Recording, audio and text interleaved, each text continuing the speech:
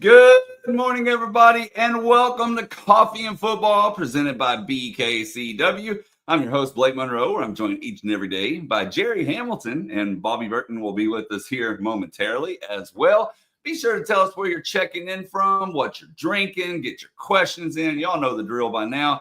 And Jerry, we're 85 days away from kickoff Gunner Helm days. How about that? Gunner Helm days.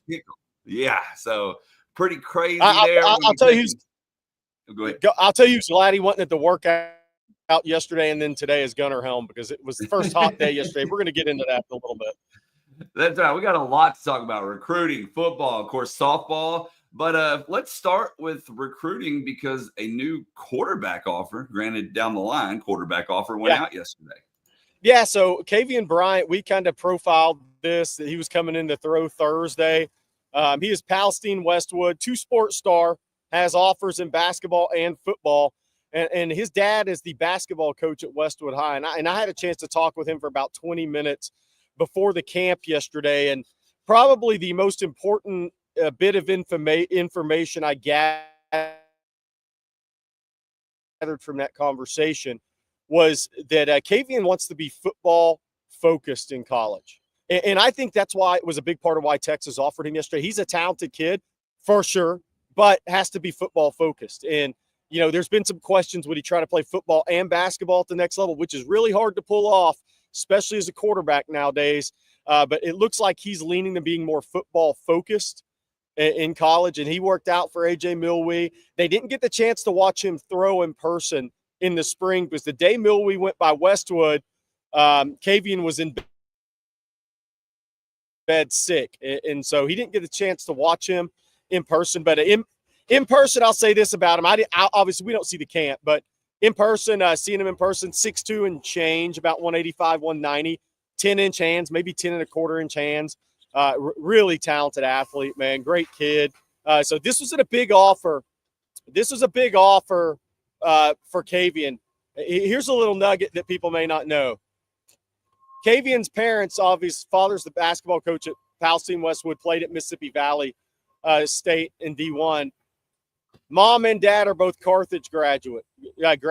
They are related to KJ Edwards.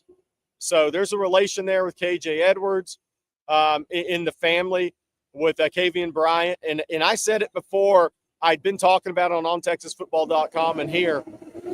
LSU had told him they were going to offer him if he came to the camp. He passed up that to come to Texas to work out to try to get an offer.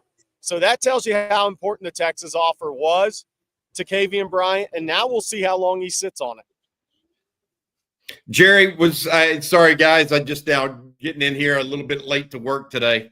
I am apologetic for that. Jerry, I didn't know whether you had learned any more about whether or not he was football and basketball, or just football, or what the game plan is, or is that TBD? No, yeah, that's kind of the first thing I got to, is he's going to be more football focused in college, and I think that's why Texas offered him. I think he knows he's a really good basketball player, but I think he wants to be a quarterback. So a little earlier decision than maybe Jonah Williams did with this one, but Jonah Williams did between Major League Baseball and college. I'm kind of throwing that out there, but Kavian Bryant wants to be football focused. He wants to be a quarterback. So right now his plan is to be football, and I think that's why Texas offered him, because I think they had that conversation yesterday, along with being a talent. Jerry, this is one of the things I noticed, excuse me, from watching his film. He's not the prototypical Sark offer at quarterback. Right? I mean, he's much more athletic. You look at him and you don't see Quinn Ewers or Arch Manning. No offense to any of the three I'm talking about. You see a guy that's maybe less refined as a passer, but so much more athletic, like uber athletic. Yeah, I think the big thing, and we've talked about the 27 class, and again, we'll see how long Kavian sits on this offer, because the plan before he was offered was to get down to Florida as well, because he works with J.P. Tillman, quarterback instructor out of the Houston area. He also, that J.P. Tillman's trained DJ Lagway for years and Trey Owens. So Florida came in and offered May 21st. But I think a big part here for Texas in the 27 quarterback class for them is who sees themselves as a developmental guy versus who sees themselves a guy who wants to come in and try to compete early. Because I think they're kind of at that point right now where with KJ Lacey and Diabell in 25 and 26, not taking anything away from Trae Owens, but he was 24. So in 25 and 26, that whoever is the quarterback in 27 has to have a pretty good developmental path and plan to where there's not the maybe want or understanding of trying to play right out of the gate. And so I think that plays in the 27 quarterback recruiting quite a bit. Hey, Jerry, we got a question from Dave Atchley on this. Does that new interest in Kavion send any signals to, I don't know, Peyton Houston, Jerry Meyer over at Waxahachie, Gunnar Rivers, anybody else that they had targeted? Or do you think Kavion Bryant's just special? Yeah, I don't have that answer. The Texas only offered 2 quarterbacks in this class, Peyton Houston and Kavion Bryant now. So we'll have to see how that plays out. I don't have that answer. All right. Well, we're going to take some more questions here momentarily. But first, Bobby, tell us about our sponsor today. Yeah, absolutely. I made it in work in time to read the sponsor read. Today's show being brought to you by BKCW Insurance. Did your business have a frustrating insurance or employee benefits renewal? Most likely you didn't hear from your agent all year, and then right before it was time to renew, your business agent delivered the bad news of a rate increase. When this happens, the agent is providing no value to your business, and you're stuck in what we call the insurance trap. BKCW takes you out of the insurance trap by providing you with actual risk management consulting, not just price quoting.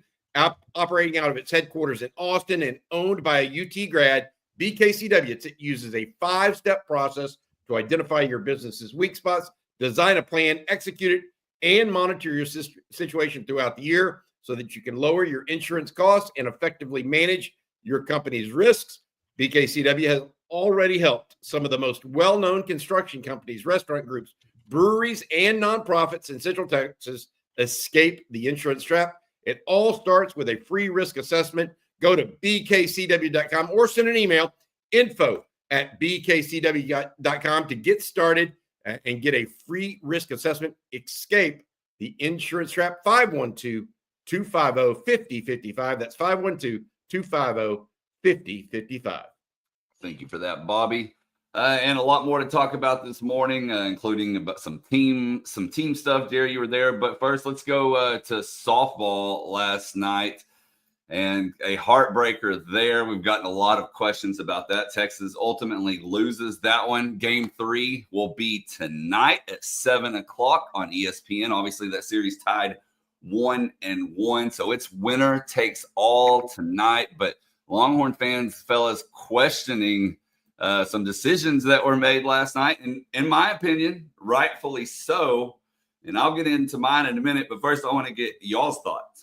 Well, I talked about it before the series that unforced errors are huge when you get to this level in softball because the pitchers are so good, right? The pitchers carry the day in softball.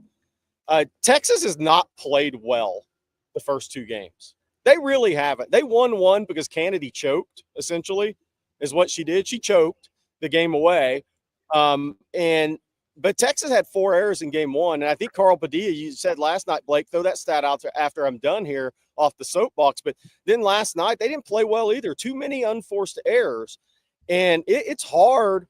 It's hard to win a national championship if you make that many unforced errors. So they're going to have to play a cleaner game tonight. I don't think there's any doubt about it. I don't care if Kennedy's tired or what the kind of conversation is. If you kick the ball around and you give your opponent opportunities, your odds of winning these games go down. They're going to have to play the best game in the field and help their pitcher out more so than they have the first 2, because the first 2, quite frankly, have been ugly. And they're lucky they won one because Kennedy choked. Some of that may be true, but the reality of it is that Mike White's been around softball a lot longer than I have, and I think that most people say throw not your number 1 in game 2 if you won the first one, so that you can savor and be fresh for game 3. Kennedy's going to be pitching on 3 straight days. She went right at 100 pitches last night. She's going to have to do it again. She was getting tired. last night. That's why they were able to start hitting her late in the game, in my opinion, partially.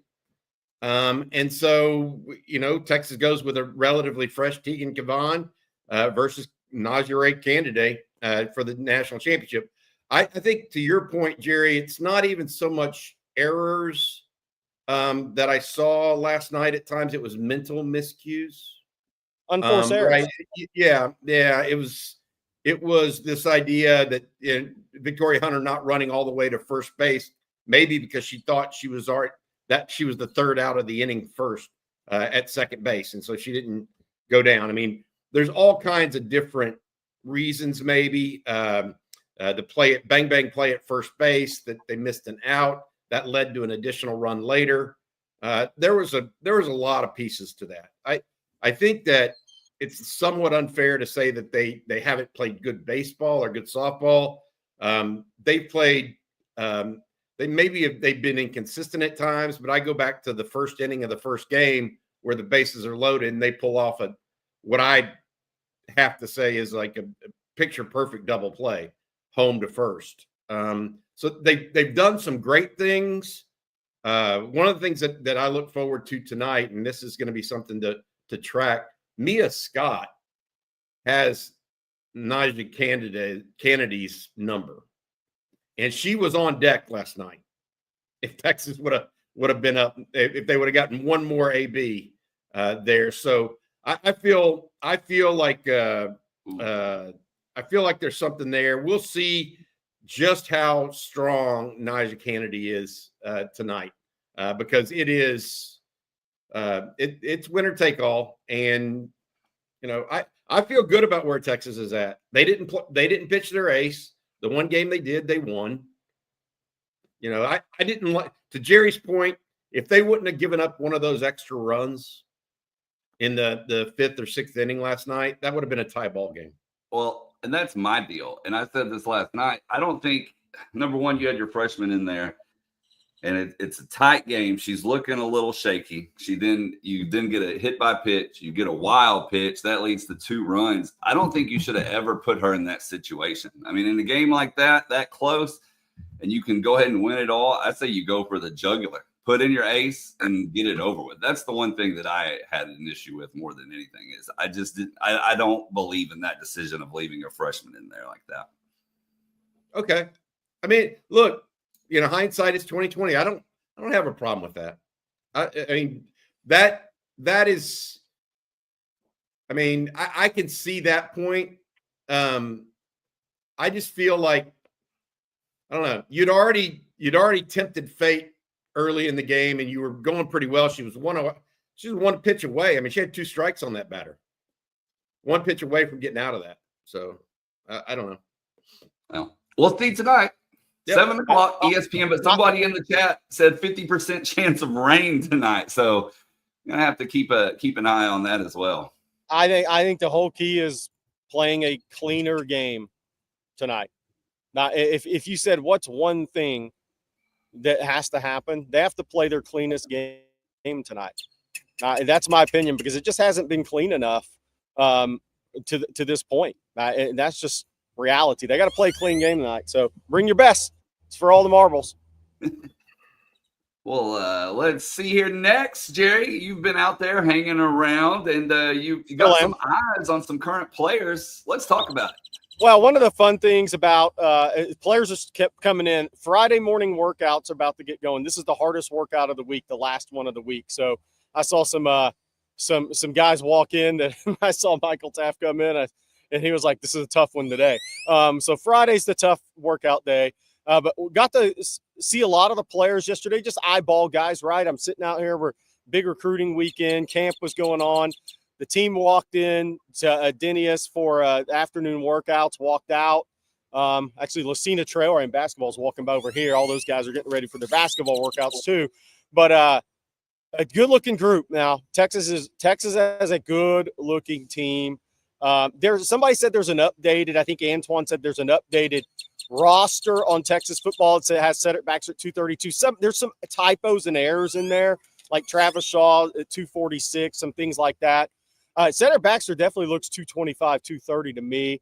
Obviously, he had a knee brace on yesterday he had his knee brace with him. So he's not full going workouts. He's not ready to be released yet. The other thing was we didn't see Jonah Williams yesterday. We think next week is when he's going to begin workouts. They've given him a few days off. Some of the takeaways. So one of the things I was looking for yesterday, just watching guys walk by, Josiah Sharma's very big. He's listed at 346. I think he's bigger than that. I mean, I think 365, 360, 365 is probably more accurate. He is a large dude. I mean, a large dude. And I know Texas is very high on him. Cade Phillips already adding muscle. I was looking at the wiry guys. The wiry guys seem to add a lot quickly, when they get done with either football, basketball, or football track, and they get into a college off season and 3 squares, whatever nutritional program. Cade Phillips is already getting that muscular tone to his frame, much more so than he had leaving high school. Khalik Lockett's definitely put on some lower body weight. He was about 170-ish, I think 172 his senior year. They're listing him at 183, 184. Now, I would say it's probably close to that. He's put on some good weight in his lower body. Colin Simmons looks tremendous. Trey Moore looks like he's added 10, 15 pounds to me. I mean, he's a bigger guy. Murad Watson, I posted a photo of Murad Watson on ontexasfootball.com yesterday. He's built the right way. I think his body's really going to change this summer with Torrey Becton and these guys. But he looks really athletic. Levon Johnson, I'm not sure he's 100% healthy yet. Watching him walk around, it was a good looking team overall, guys. I mean, it's right where you want to be. I'm not saying they physically look like peak Alabama in 2012, but I don't know if anybody does anymore, because one of my thoughts I've been having is, I know that college as players come in their high-powered vehicles. I know college coaches have nutritionists, and that's a big part of this, but these kids also have more money now. That means you eat out more.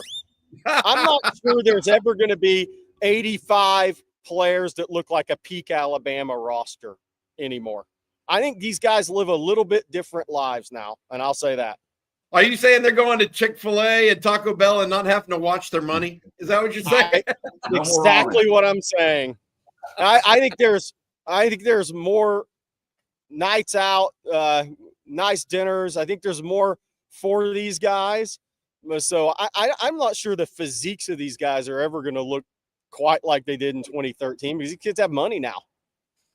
Yeah, Murad Watson, Zane Petty asking, how did Murad Watson look?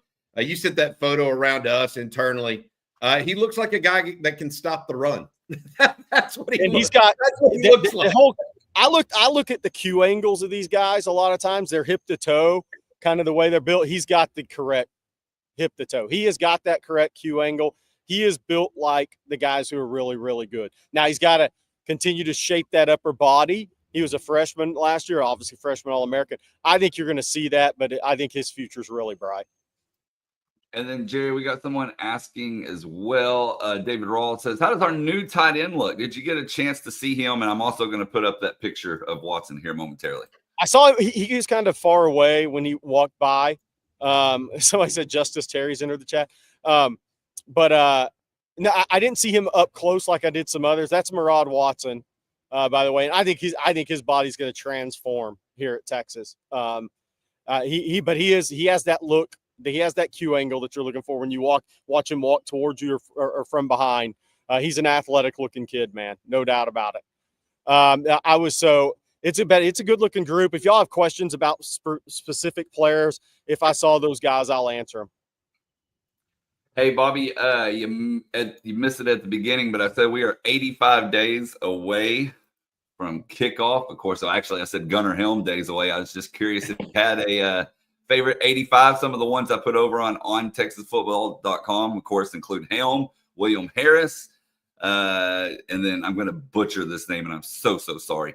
Tom Stolhansky, who's had to go back in the archives for that, but just curious your favorite 85. I think Gunnar Helm is up there for me personally. Yeah. Colin Leffler, the deep snapper that played so long in the NFL. But I would go with, I think Gunnar Helm, was William Harris 85 or 95? For some reason, I can't. But Gunnar Helm is the guy that led the team in receiving. I mean, frankly, and was a 4-year player at the University of Texas. You just don't get that many of those guys anymore. But no, going back, I'm trying to think of other guys. I'd like to know if some other folks have an 85 here or two. That would be interesting. Who's the 85 on the team right now, Blake? Do you have that? You know what? I think it's Emory I didn't Winston. even look, but I do want to tell you, going back to you were asking about William Harris and his numbers. He actually, from my research, switched numbers 3 times. So it's possible that he was 85. He may have been 95. And I can't believe I didn't put this up. Emory Winston is your number 85. I got you. The true freshman from Georgia. Yep. So somebody's asking about what kind of bird that is. I don't know. It's a bird that wants me to feed it. If you hear this bird noise, there's like 2 of these guys who have been up in my kitchen for the last 15 minutes. I think they finally left. All right. We got a super chat, I believe, this morning. I'm going to jump over to Jerry. Been talking a little recruiting at the beginning. Let's go back to it because Bobby Gaithright. Thank you, Bobby. Appreciate it. Hope you're doing well. He says, Jerry, the 2026 offensive line prospects that Texas is currently recruiting. Kind of hard to do. I mean, guys play different positions. I've said this about offensive line recruiting and will continue to say it's Malachi Lee already on campus for his OV. He posted some stuff on Instagram. Obviously, Hawaii guy's going to fly in on a Thursday because if you fly out Friday, you're missing half the day. So him and his family are already here. But if you put Malachi Lee, Turntine, Ojo, Sam Roseboro, Crimpin, all those guys in a bucket, they're all really, really good. And I've said this before, Malachi Lee, I don't care where the people have him ranked nationally. Stacey Searles doesn't fly from Athens to Honolulu. Kyle Flood doesn't fly from Austin to Honolulu for a guy that's ranked 250 in the country. The college coaches just don't buy that. They're not believing that. They think he's really good. So my take on offensive line recruiting is I think all those guys they're in on right now. And I think the Grayson McHugh kid from Pennsylvania is a stud too. I'm not sure he ever makes it to the visit. Quite honestly, we'll see. Texas canceled Aaron Thomas's visit, I believe. The offensive lineman out of Arizona, I think is going to FSU this weekend where his dad played. I think those guys are all just really good players, man. So I've always loved Turntine as a player and will continue to. I also love his mental makeup. I always have. But I think all those guys are top 100 level kids in the country when it comes down to it, and Texas in on the right guys. So you're telling me you're non-committal about ranking those players 1 to 5. I get it, though. I mean, Jerry, I get it plainly. You don't want to sit here and say, hey, I like this guy better, and then Texas may like somebody else better. Malachi Lee, John Turntine, and Felix Ojo are the 3 that are ranked the highest, I think, right? And then Sam Roseboro, even though Texas is really high on him, he's out of Tampa. He's not necessarily ranked as high. Same with Zayden Crimpin. So it'll be interesting to see how this all turns out. Texas wants at least 2 tackles in this class, maybe a third that's a swing tackle could play inside as well. And then living rent-free in UT, Jerry, asking this weekend, move the needle for Crowell and or Lamar Brown. I think it'll move it. I think it'll move the needle more for Lamar Brown because this will be the first time for him. And to be here on campus, and maybe he came when he was really young, but he hasn't been here for a while. Xavier Crowell, this will be his 4th time in Austin. So I don't think that the visit itself will move the needle much with him. I think this really comes down to Xavier Crowell's coming down there. You're going to stay home and go to Bama, or you're not. I mean, if it's not, then I think Texas has a really good shot. If he's just going to stay home and go to Bama, he's going to stay home and go to Bama. And I don't think the needle will be moved on a visit by a guy that's been here this much. Lamar Brown, yeah, this could have a wow factor ability. Texas has a chance to really impress him. And he is that guy that I think he is very impressionable. And I don't mean that in a bad way, but I think the wow factor he really likes and gets into that wow factor. So since he hasn't been on campus in a long time, if ever, I think it will move the needle. Texas will move the needle more. And what it'll do is it'll make A&M and LSU's fight even tougher this weekend. Good stuff.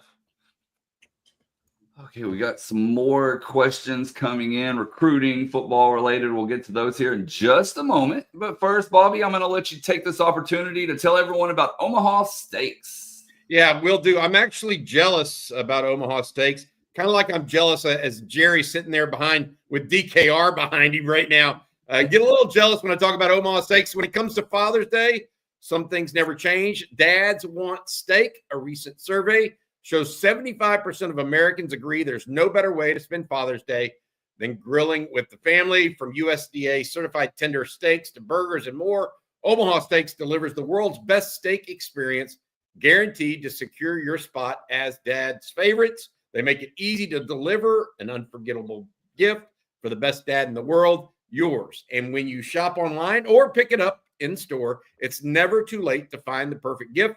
Omaha Steaks offers unrivaled quality and variety, and every bite is backed by an unconditional 100% money-back guarantee. Every steak is perfectly aged to maximize tenderness and hand-cut by master butchers. Grass-fed, grain-finished beef has more marbling for exceptional flavor and is the choice of steakhouses and professional chefs around the world. The fan favorite filet mignon has earned the coveted distinction of USDA certified tender, and all their new smash burgers are built for the grill. My dad likes the hot dogs, believe it or not.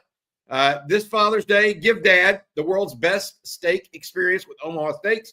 Visit omahasteaks.com for guaranteed perfect gifts that deliver legendary quality. And for an extra $35 off, use promo code ONTexas at checkout. That's omahasteaks.com and an extra $35 off with promo code ONTexas at checkout.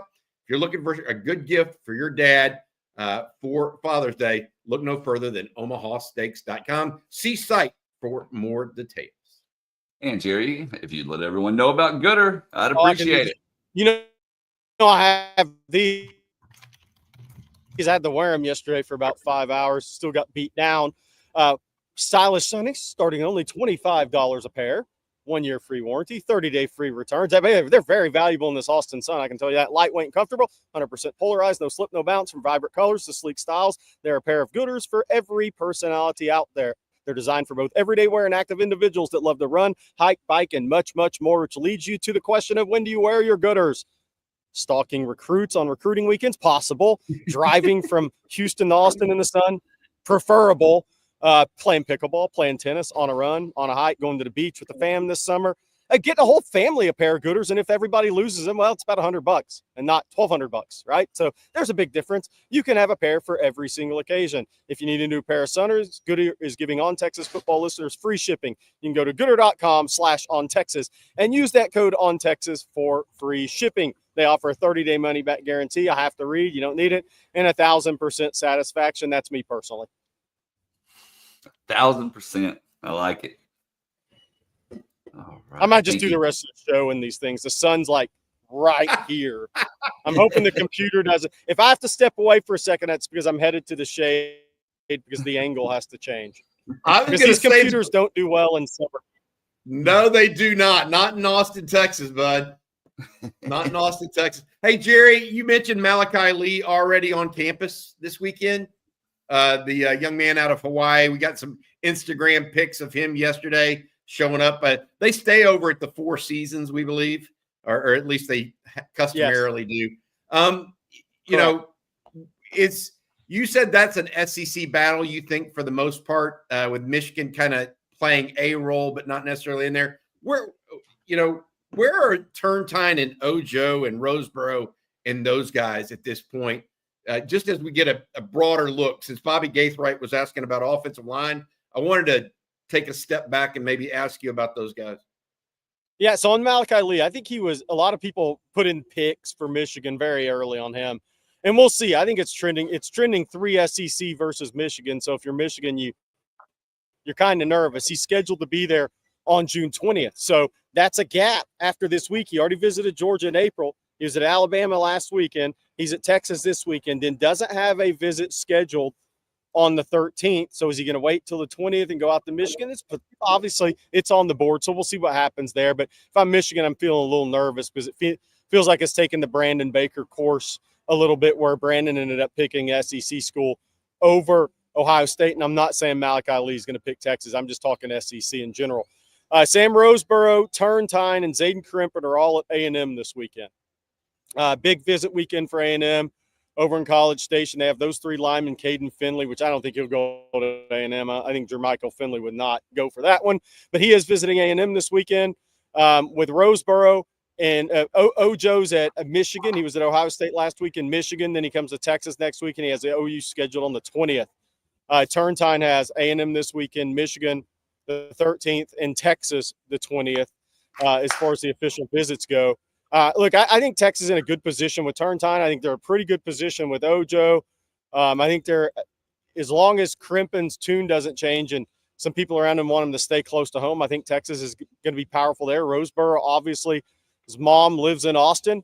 But this is what I've said the whole time. I don't see all those guys going to Texas. As the dominoes start to fall, somebody's going to say, it doesn't make sense for me. Who that is, I think that's going to depend on how the dominoes fall. I don't see all those kids ending up at Texas. Texas already has 2 in the boat. I think once they hit 5, that some kids will start to maybe. Oh, I say, think we well, may somebody asked. Go for it. You're good now, Jerry. Sam Utu also scheduled to be in on June 20th. He's scheduled to be at Tennessee on the 13th. Washington, I think, is very much in the picture for Sam Utu. He's another one that Texas really likes.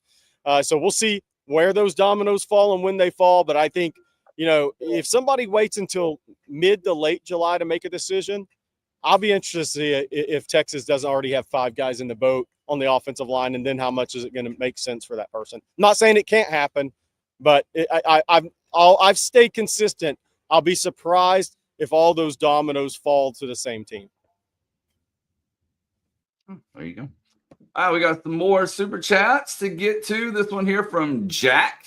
Thank you, Jack. We appreciate you. He says, Jerry, Bobby, do you think that Sark may take 2 quarterbacks in 2027? Jerry already shaking his head no. I do not. I think it's 1. I think 2 is a dicey situation nowadays because it's hard to recruit one next year. I've got one caveat, Jerry, because you and I both know we agree on this. Yeah. 1 high school guy. Yeah. If 2 guys transfer out, they may do what they did this year and take KJ Lacey and a portal transfer. So that that would be 2. It's not necessarily 2 in the class of 2027. Right. I mean, that's the way you and I agree. I agree. Yeah, 1 high school quarterback a class. Yeah. If Texas is ever in position of having to take 2 quarterbacks in a class, everybody transferred out with the starter. So it's how Tom Herman got. I mean, look, he lost Cam Rising and Casey Tom. I mean, it just, and that's not healthy. It's not healthy. Gus Fleener, dominoes or musical chairs, either one. Either one would fit. He was talking about 26 offensive linemen, saying dominoes or musical chairs. I thought he was asking about what game I like better. And then, my God, I'm from Texas. I like dominoes. By the way, if you haven't seen this, this is true. A&M brought in live goats to take in their picture with Tristan Keys and Aaron Gregory, calling them the goats. I got you. Hang on.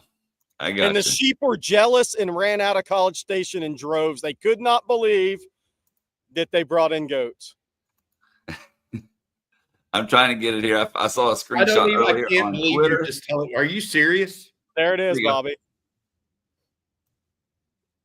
This is not my Twitter screenshot, but it's somebody's I found on X, and yeah, sure enough.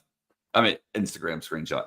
Yeah, if I was the million sheep in College Station, I'd be so pissed. I'd get out of there. I'd be getting out of there. I'd be calling Vaughn Lane. Y'all come here, pick us all up. Unbelievable.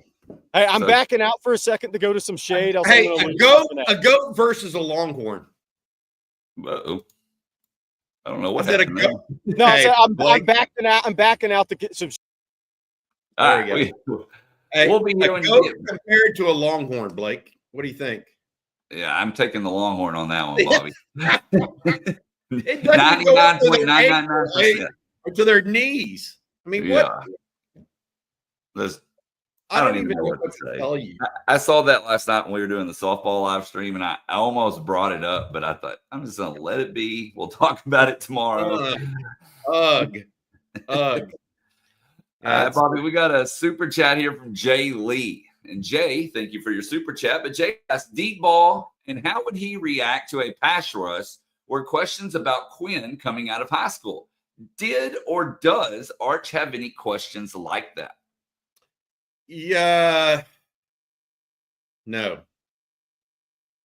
And part of that's what Jerry talks about at times, is the thing with Arch is that he played against a lot of pressure routinely.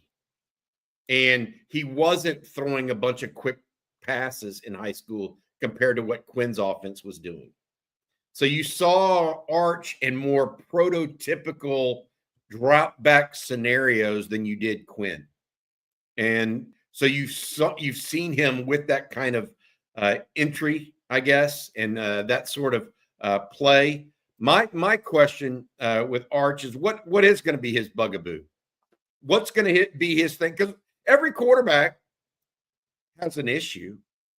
I mean, nobody is perfect. So what's his going to be? I mean, does anybody have an idea? Because Jerry talks about late over the middle with a young quarterback, but you know what? That's a young quarterback. That's everybody. I don't know what to say about that. I really don't.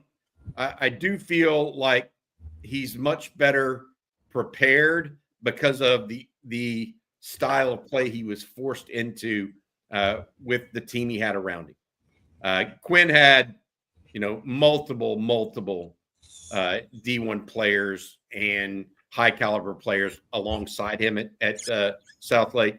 That wasn't the case. I think they had two other Division I players on the entire Isidore Newman team. And so he was facing a bunch. So I just don't see that. I think it is going to be interesting. Like, what are we talking about 6 weeks in to the 2025 football season that Arch needs to improve on? Is it checkdowns maybe? I think that might be what I'm most concerned with early. But that's normal for a young quarterback. I mean, that's just normal progression stuff. I don't know that I see this forcing throws. Jason Horn for Life says I could see that being one. But that would be it.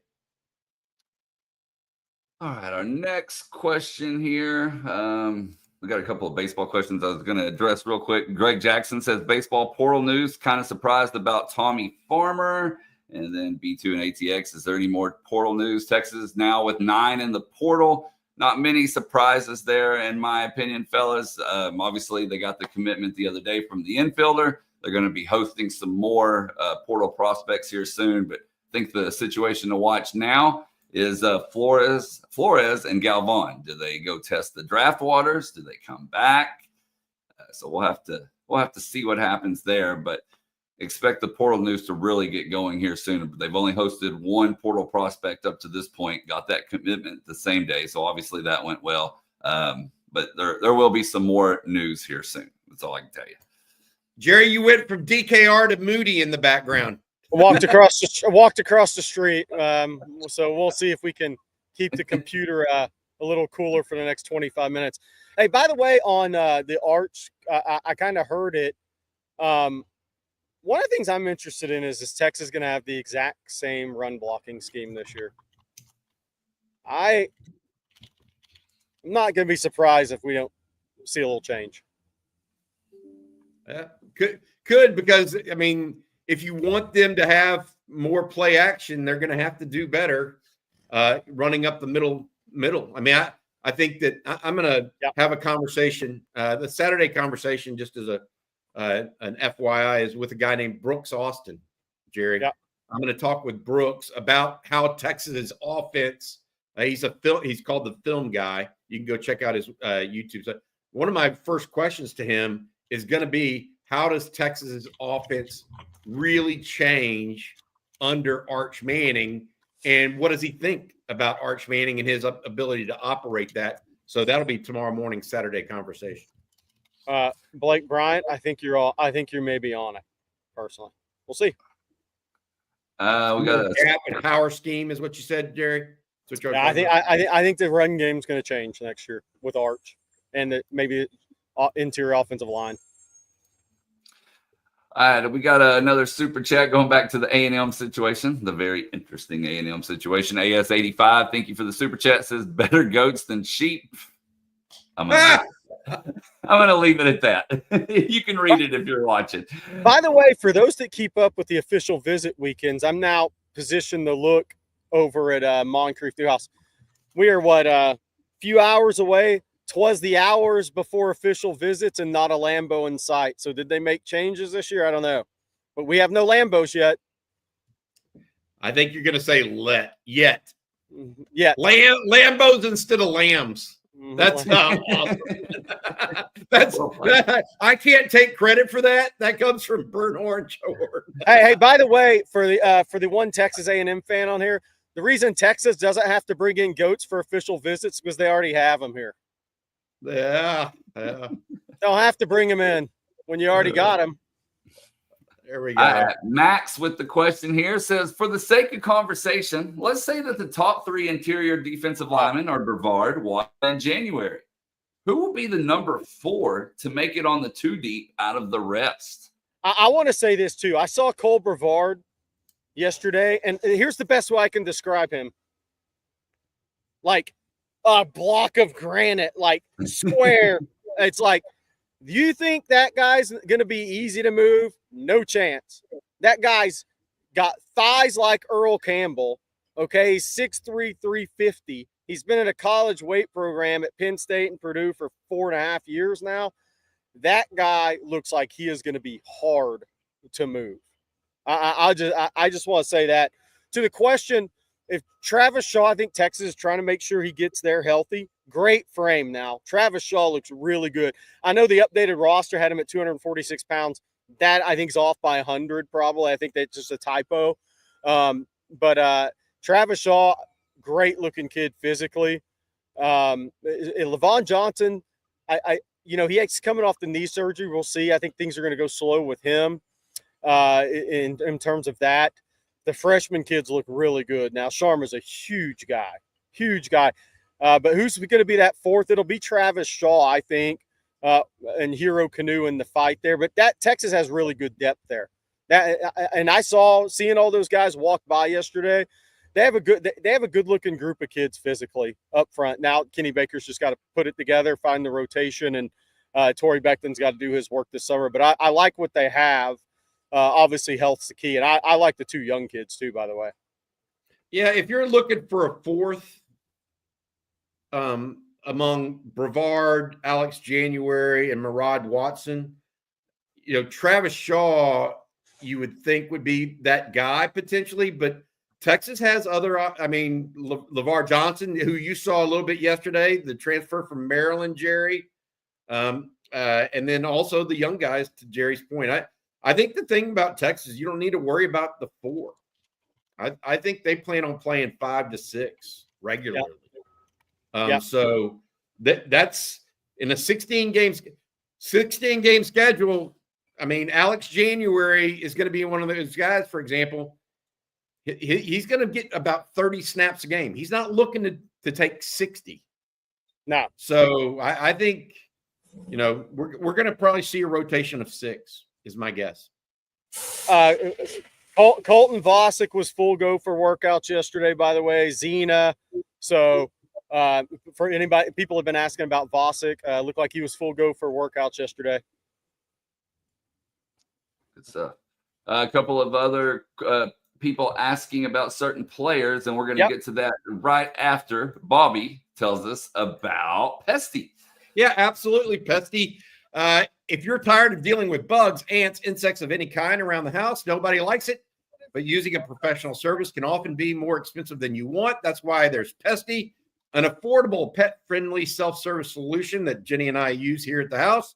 Other pest control companies can charge over $800 per year, but with Pesty, you can get started at just $35 per treatment with a customized plan based on your location, the bugs, the climate, that sort of stuff. Pesty's easy to use. Everything you need comes in one simple package. The kit includes a sprayer, mixing bag, gloves, and with instructions you can complete in a very short period of time. Pesty gets rid of over 100 types of bugs, from spiders and ants. And if you're down in Houston, those darn cockroaches, Pesty is kid and pet friendly. The pesticides they ship are fully registered and have been used in hospitals and schools all over the country.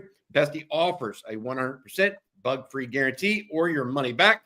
If the bugs don't go away, they'll give you a free refund. Nobody likes being bugged, especially by bugs. And when they do show up, you want them gone fast. So with Pesty's do-it-yourself pest control, you can protect your home not only easily and at a quarter of the cost, but quickly. Protect your home from bugs with Pesty. Go to pesty.com/OTF for an extra 10% off your order. That's PESTIE.com/OTF for an extra 10% off. PESTIE.com/OTF, an extra 10% off. And I need to tell everyone about Huel as well. If you're constantly on the move or you're just tired of skipping meals, Huel has you covered. Their Black Edition Ready to Drink is a total game changer. It's a complete meal in one bottle. You're going to get 35 grams of protein, 27 vitamins and minerals, high fiber, low sugar. You're going to feel full, focused, and ready for your day. There's no prep, no cleanup. Just grab it and go. Now, Huel's already sold over 500 million meals around the world, and now it's your turn to try it. New customers can get 15% off plus a free gift at Huel.com when you use promo code ONTexas. And it may be summertime, but my days are just as crazy. I don't always have time to get a good meal in me, so I rely on Huel to come in clutch. They save me some time. They save me some money. Just grab it out of the fridge, give it a shake, and I'm ready to go. So start saving time and money yourself, but without compromising your nutrition today with this exclusive offer for new customers of 15% off plus a free gift when you use promo code ONTexas at Huel.com. That's Huel, Huel.com with promo code ONTexas. Please see the description for the terms and conditions. Skip the stress, not the nutrition. Try Huel today for complete nutrition bottled. Hey, Jerry moving around there feels like he's giving us the college tour. Hey, did y'all talk? I know I came in a little late. That's Sean Miller's office up in the top corner over there, right there. Sean Miller's office. The one that has the all glass. Yeah. He has he has a hell of a view of the football stadium, by the way. I had to move over here. I'm just trying to find some shade because I'm failing in that right now. Jerry, did y'all talk about this before I got on this morning? Evan Stewart out for the season, the wide receiver at Oregon, apparently a patellar knee or patellar tear out for the season. That's from Splendid Daddy. Thank you for contributing that. I had read this last night, but I didn't read confirmation. He's had a little up and down career, always been tantalizing, was the number one wide receiver in the state coming out, started at Texas A&M, moved on to Oregon. This was his senior year, Jerry. So It was a big year for him. And like Sarah O said, patella tendon injury is bad. I'd say that's worse than an ACL. I mean, that is a bad injury. It's not just the kneecap patella, it's the patellar tendon.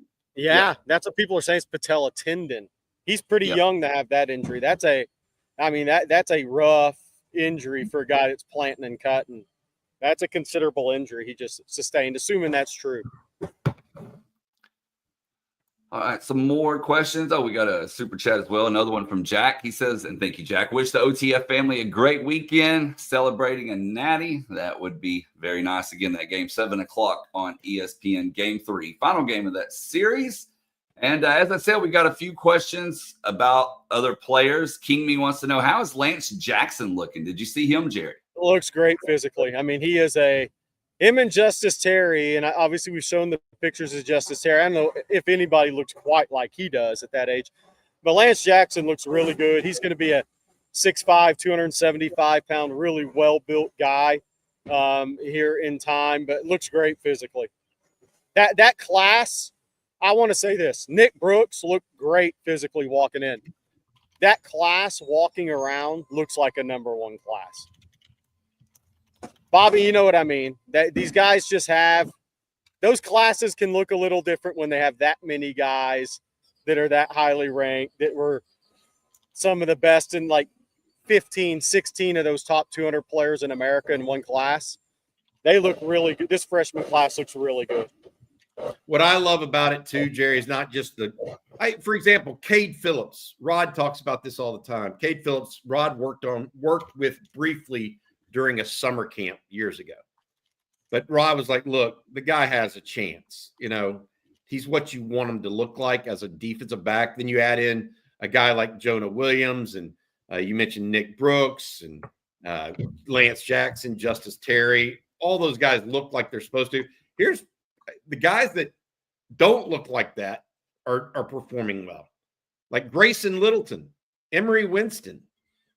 You know, I mean, look, they're KJ Lacey. We've heard good things about. So, I to Jerry's point, a number one class is not. It just is. It feels different. It looks different. It is different, and that's what Jerry's talking about. And I sense it. I mean, this Nick Brooks thing, Jerry. I don't want to say it came out of nowhere, but he might be the best player in the class, in a class that has the number one ranked recruiting class. That speaks volumes. I mean, about where he might be. So be aware of that kind of level of just ability that wasn't one of the top. I mean, people could have asked you who are the top 5 recruits that signed with the University of Texas 6 months ago. Right before December. And I bet maybe 1 or 2 people out of 25 would have said Nick Brooks would be in the top 5 of that. Yeah. And now we're looking back just after one spring ball and we're saying, this guy's a little freaky. So. And I want to add this. We talked about at the time, that move to Grayson, I think was huge for Nick Brooks.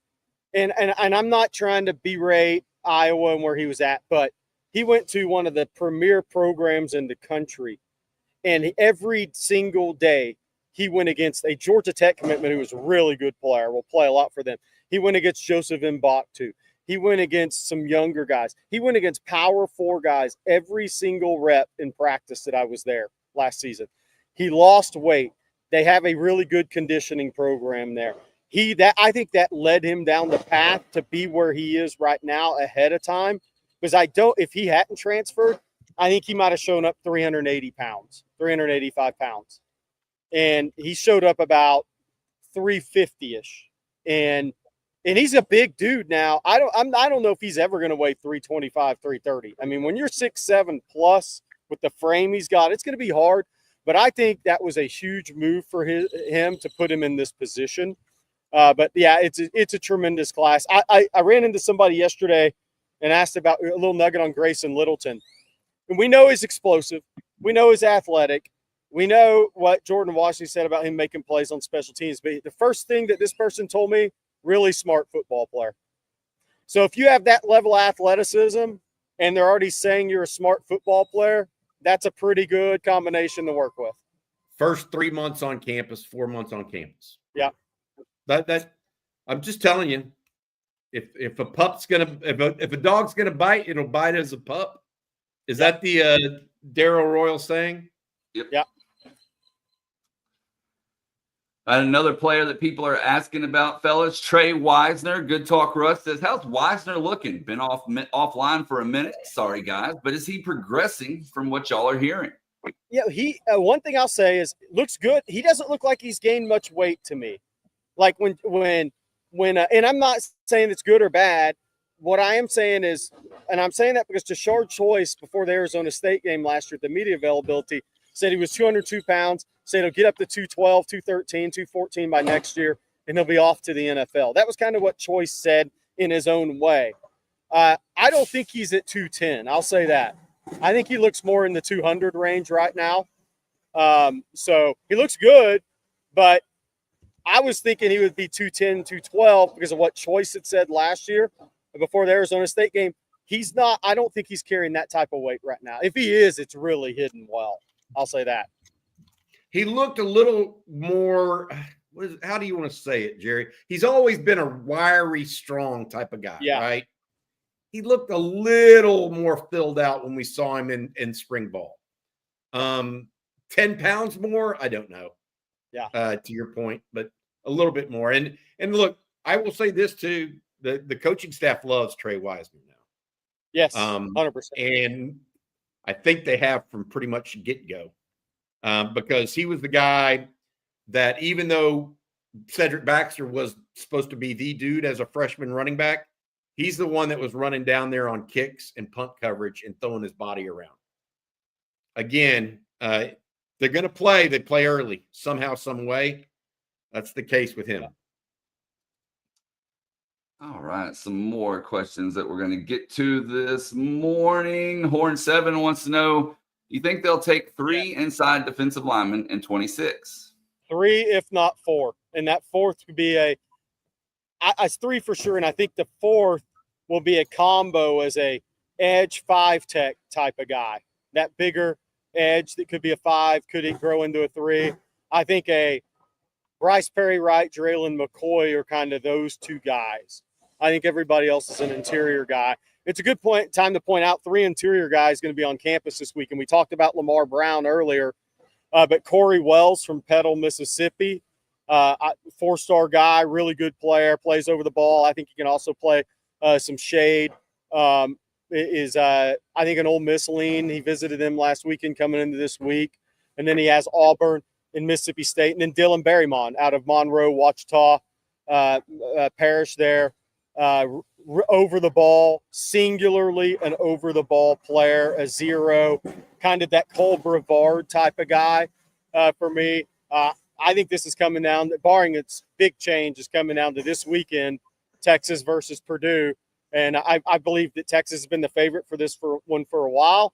And it all comes down to, if Texas wants him in the boat, they will get him in the boat. Mm-hmm.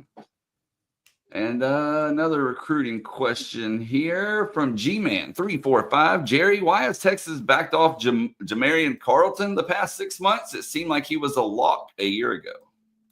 I think Texas just kind of went around the country and has really evaluated the edge position. Now Carlton's coming in this weekend for an OV. I think there was a point in time where maybe they weren't pushing for him, and we'll see if they make a big push here for him this weekend. I think that's to be determined a little bit. But Jamarian Carlton, I think Texas went around the country. Once Alan Clark was hired, he went around the country and looked for all the top edges in the country that he's seen or that he evaluated, and they're bringing a lot of those guys in. So I think Carlton's in that mix. But I think through that change, they gave Alan Clark his time to really go and evaluate all these edges, because edge recruiting is his. Kitty Baker will assist him from time to time if there's a connection, but edge recruiting is Lyle and Clark's. So I think they gave him a chance to come in, evaluate his guys, and set up his board and bring those guys in for OVs.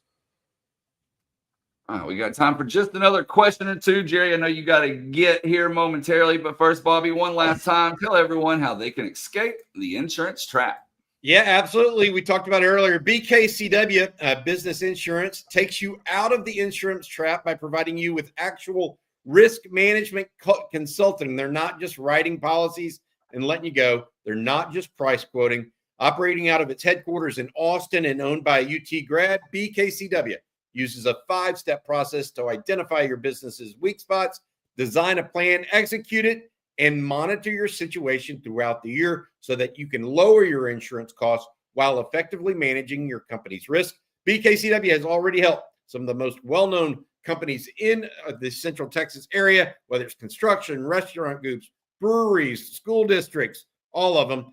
They've helped escape the insurance trap, and it all starts with a free risk assessment for them to help you and your business. Go to bkcw.com or send an email to info@bkcw.com to get started with a free risk assessment or claims audit and escape the insurance trap. Also, you can call them at 512-250-5055. That's 512-250-5055. Thank you, Bobby. And we got 2 super chats left here. We'll start with Splenda Daddy. Did y'all 3 play ball in high school? If so, what position? Not me. I started in 9th grade, and I was 5'1" in 9th grade. I'm 6 foot now. I ended up playing tennis in high school. Played some other sports as well growing up, etc. But I did not. Jerry? I played quarterback when I was younger. Y'all know my dad was a high school coach. Played quarterback when I was younger. Crazy thing is, I think I went to more games with my dad than I ever played in. But I transitioned to basketball and was a NAI D2, D3 level recruited basketball player out of Friendswood. There you go. And then I did for a little bit, got hurt, never played again. So, but wide receiver, and then tight end for a little bit as well, oddly enough. But mostly you got that tight end body, Blake. You look mostly wide receiver, and then baseball. But again, injuries derailed, so got in a car wreck. Blake, we've talked about where Jerry and I went to high school before. Where did you go to high school? So I graduated from Comanche High School. For those that aren't aware of where Comanche is, it's about an hour and a half southwest of Fort Worth or 2 hours north of Austin, kind of almost geographical center of Texas, but in between Stephenville and Brownwood. Graduated, 22 years ago. So it's hard to believe. I'm going to bring this up real quick in response. Roll left. I played for Jeff Keener before he went to Friendswood. Jeff Keener could really coach, man. His son's coming up at Friendswood will probably be a rotational player in a couple of years for Friendswood. They actually have some really good players over there right now. The best Friendswood's put out in a while in basketball, and they're all young. But Keener could really coach. He had Friendswood within a bucket of going to state in 2014, I believe was the year. He did a good job. Cliff Owens, who played at Santa Fe, they went to state. He was a 3-year starter at Texas Tech at power forward, was the assistant coach on that team. Cliff's a good dude and could really coach too. And our final super chat of the day, fellas, comes from the Loin Girder. Thank you for your super chat. That name always cracks me up. What players do we expect to see the biggest physical transformation from coming out of summer conditioning? And who really needs to step it up? Jerry, is it Murad Watson for you? Yeah. After him yesterday? Yeah, I mean, look, no offense to Syracuse, but he's also into year 2 of college football. But this is kind of when a guy like that makes a jump. He comes to a blue blood program, and you just got more at these blue blood programs. You have better surroundings, better players that are going to push you on a daily basis. Not to say, hey, Syracuse won 9-10 games, but it's just kind of that progression. I think he's going to make a jump. I think Travis Shaw could make a jump. I'm kind of looking at those guys, Levon Johnson, some of those guys who are coming into Texas, they'll enter the defensive line. I think another one is Andre Kojo continuing to, because he's just now 19 years old. I mean, and he's in a locker room with guys with 98% of those guys are older than he is, even though he's entered his 3rd year in college. I think that it's another big offseason for him because he's finally getting to the point where he's competing for a job. I think Brandon Baker's the favorite. Brandon Baker looks great physically, by the way. He looks really good. So that's one for me. I thought Daniel Cruz looked really good yesterday, too. Cole Hudson looked good. Jackson Christian looks good for a young kid, by the way, physically. But I think those are my guys. Bobby, you have one? I think that I would like to see one of the young receivers look better physically. Like I felt like all of them, all 4 of them, Dalen McCutcheon included, Jamie French, Kalik Lockett, Michael Terry looked more ready to go than the others physically because he's just built differently. He's 200 plus pounds. But of the other 3, I want to see one of those guys take a step physically. Because if they can take a step physically, I do think they'll get a spot somewhere as a rotational player. Out of the gate, it looked like McCutcheon and French were more prepared to do that with their bodies. Lockett is just so dang lean, Jerry, and lanky. So I'm actually looking, and I know, and Jerry's right, reshaping your body is more a defensive line thing or an offensive line thing. Let's be clear. But the nuance of the position at receiver, just for Dalen McCutcheon to have a little bit more armor on so he doesn't fumble, so he can play 20 snaps a game as opposed to 5. I'm looking in that direction a little bit. you go. All right. I did want to, we had some people asking last night, and remember yesterday when we had Tegan on, D Herring put in the super chat about his daughter and the bracelet, and D Herring says, Blake, I appreciate it. She got the bracelet and gave Henley her autograph. So I'm glad that worked out for y'all. And people in the live stream were actually asking and wondering if your daughter got to meet her last night. So we're very pumped for you that all worked out. That's awesome. It truly is. All right, guys. Well, that's going to do it for today's episode of Coffee and Football presented by BKCW. We want to thank them along with Omaha Steaks, Huel, Gooder, and Pesty, all for sponsoring today's show. Of course, don't forget later tonight is the big game that'll take place at 7 p.m. Game 3. Winner takes all. Texas versus Texas Tech. So when we'll be talking about it throughout the day over here and on TexasFootball.com. And speaking of that, Bobby, what's later today? Jerry is on campus for a reason. You want to know what Jerry's going to be doing? He's going to be getting a suntan, wearing his Gooders, and drinking a ton of water because he's on recruiting duty this weekend. Texas hosting 14 guys or 13 guys, Jerry? 14. Yeah, for 14, official visits. That is what's going on right now on the campus of the University of Texas. There was an offer made yesterday. We mentioned that. Kavian Bryant, the quarterback, that elite camp now is over. So the focus turns to 2026 guys in this recruiting class. And when I tell you that we expect some news out of it, it could be good, bad, indifferent. We got to clock who all is actually making official visits this weekend as well. Make sure they all get in campus.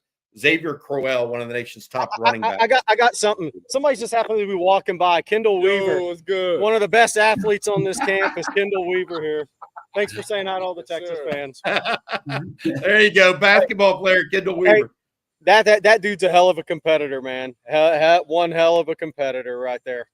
Hey, you said you played basketball. Were you ever able to put your elbow on top of the rim like he can? No, not a chance. I'm headed to the airport right now, so it's time for flights to start getting in here in a couple hours. There you go. All right, well, we will be back Monday morning. Hope you all have a great weekend. Don't forget to head on over to ontexasfootball.com. If you're not a member, let me help you out. Let me save you a little money because Bobby has one heck of a deal going on right now. If you use promo code OTFOG when you sign up, you can get a full year for $39.95, but only if you use promo code OTFOG over at ontexasfootball.com. And as I said, hope you all have a great weekend. We'll see you on Monday. So for Bobby Burton and Jerry Hamilton, I'm Blake Monroe.